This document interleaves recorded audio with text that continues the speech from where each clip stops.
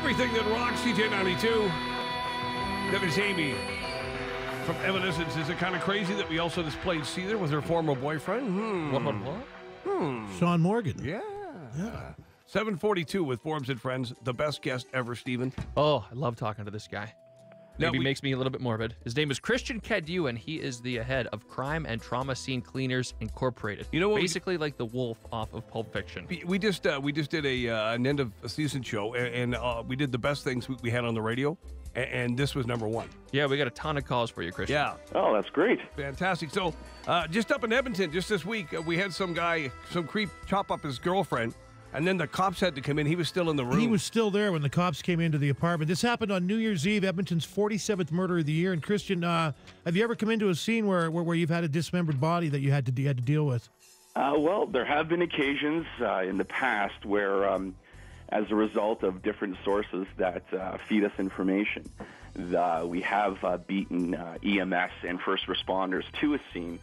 And sometimes, there have been scenarios or situations where the bodies, or dismembered bodies for that matter, still have been in the environment that we've been called to properly and thoroughly decontaminate. Have you ever been to a scene that EMS has been to, and it's been so gruesome that there have been several body parts they've left with what they thought was the whole body, and in your cleanup, you found parts they've left behind?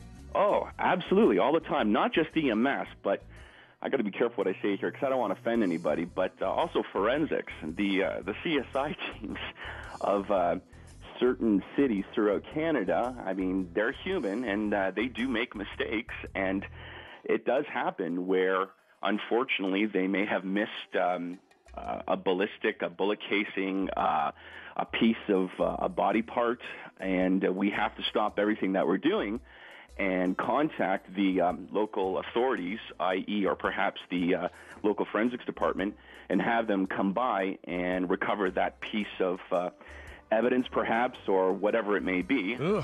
Because essentially what happens is that, you see, I'm trained, and we're all trained, on how to properly get away with murder. And that is the truth. We're trained on how to properly decontaminate, recover, remove, and any trace of DNA. Okay. And with that being said, if forensics hasn't properly performed their services, or if they haven't completed, and if they miss something, and we're called in to do our job, then we may have just aided an individual in getting away with murder. Now, 249-CJ92, if you'd like to ask a question. Let me ask you this question. Is it possible to do a murder and clean it up? You don't have to tell me how to. You don't have to tell me how to do it, but is it possible? Yeah, it's absolutely very possible. Do you use luminol? Is that still used? Luminol is used.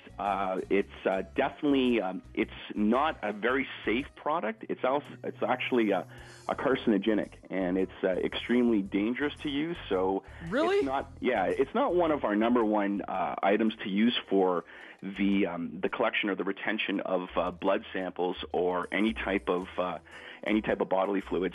There are a lot safer products that we use to identify bodily fluids, and we certainly use those products. Now, murderers use bleach quite a bit, don't they? I've heard that lie is the other one. Yeah. Let's talk about the time of the season we just went through, suicides. What kind of stuff you're finding now? Well, you know what? It's all right. This is a really controversial issue, and a lot of people, people seem to think that it is a busy time of the year for us. Suicides are up during the holidays. However, some people debate that is in fact a myth or a placebo, whichever the case may be. But what I find in our business, in my line of work, that we're definitely a lot busier on the holidays. What happens is usually from Thanksgiving going all the way to Valentine's Day. At Christmas time, you've got individuals who are estranged from their family, and usually Christmas Eve, Christmas Day, they'll usually self-infliction, they'll commit suicide, they'll slash their wrists, they'll do all types of stuff to themselves, and it goes all the way up to Valentine's Day. And Valentine's Day, it's usually the university students, young ladies in the dormitories. Their boyfriends may break up with them, they get lonely, they slash their wrists, and then you have a mess, and then we're called in. When that happens, is there a lot of blood?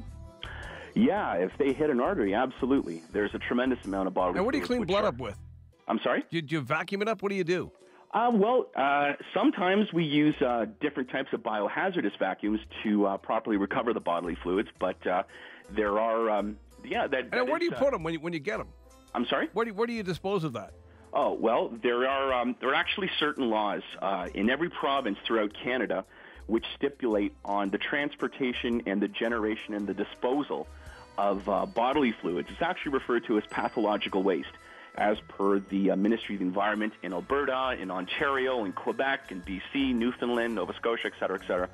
All throughout Canada, every province has their own set of guidelines and regulations that are enforced and which prevent people from throwing. Can't drop it off at the fire station, basically. Exactly. Or you can't put it in front of your house or on the curb. Yeah. No, Christian, you were talking. We were talking yesterday off the air, and you were telling me about these classes you're now offering, where you can recreate any murder scene, any famous murder scene, and walk people through it. Yeah.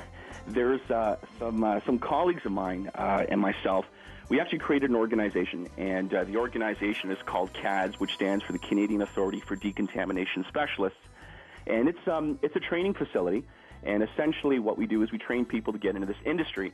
And if there are, we have a very selected course that we offer where they fly all over from Canada, and we take requests on recreating different types of crime scenes, such as the Manson murders, the Sharon Tate murder, or perhaps the Mendez brothers murders, or no kidding, wow, the Bundy and Manson and Gacy and all those individuals. What we do is, if individuals are interested in cleaning up or decontaminating a crime scene of that nature, then if they give us a request, we'll recreate it to the best of our ability. Well, it's like for Halloween, that'd be fantastic.